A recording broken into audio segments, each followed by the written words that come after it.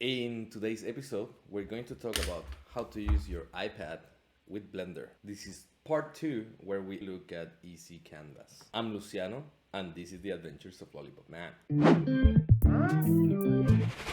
This episode is sponsored by me. Use the code below to get 10% discount on any of my products. What's up everyone? I'm Luciano and welcome to the Adventures of Lollipop Man. In today's episode, I want to take a look at Easy Canvas. It's another app way different from Duet Display, which is the one that we used last time. And I think it has major advantages over it. And so I'm actually quite happy with it. But it has one big disadvantage. And so that is one reason that you may probably want to choose this one or the other one. So remember to like and subscribe and let's get into it.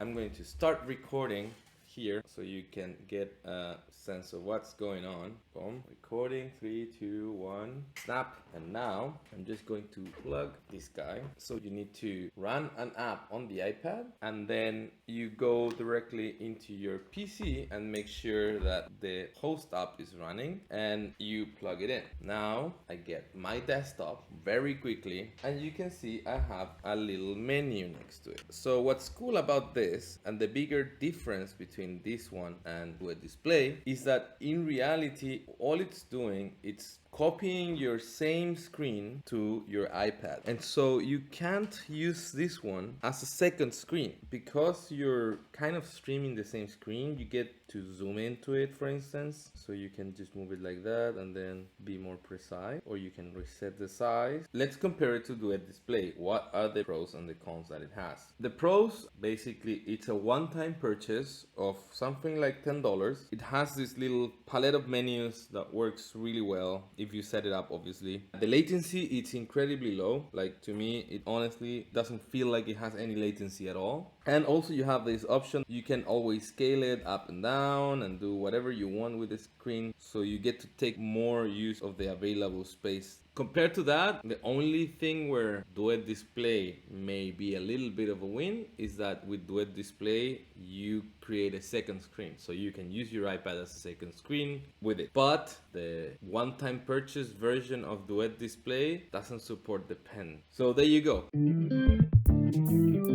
What are my thoughts about this, really?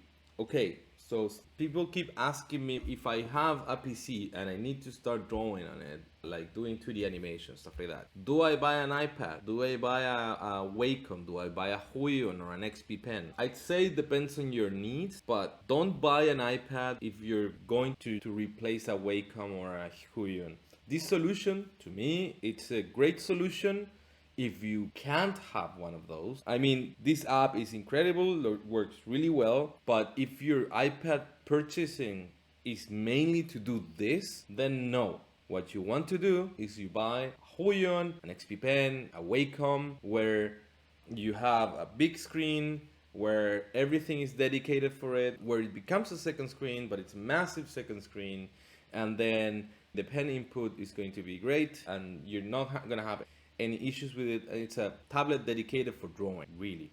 What's the downside of that? It's a tablet dedicated for drawing, only that. So in my case, because I keep on moving around from country to country, having two things that do fairly similar stuff are not compatible because they don't fit in my suitcase. And so I am using this as a drawing tablet connected to the PC because I've already had the equipment. I didn't buy the equipment with the sole purpose of using it as a Cintiq or whatever else, right? And why is that? Because the experience is never gonna be as good on one or the other. Like, for instance, you don't have a secondary button, or a lot of people are like, oh, well, I cannot erase with the back part of the pen, or I don't have the 2 clicks that normally you have, like in this pen. Like, I have these 2 little clicks, so I can use it as a mouse very easily because I like a left click, middle click, right click, or something like that, right? I don't have that here. And so, yeah, there's many good sides to this, but it's not the right one if you want to buy one for your home where you'll be doing your regular work.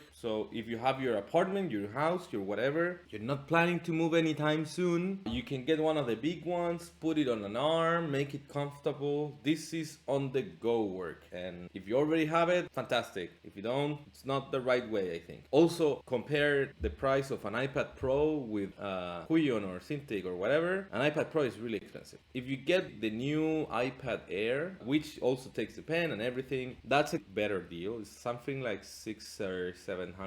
But if you compare that to a 22-inch Huion tablet, that one is not even 3 or 350 pounds. So it's half the price for twice the screen and really dedicated to what you want.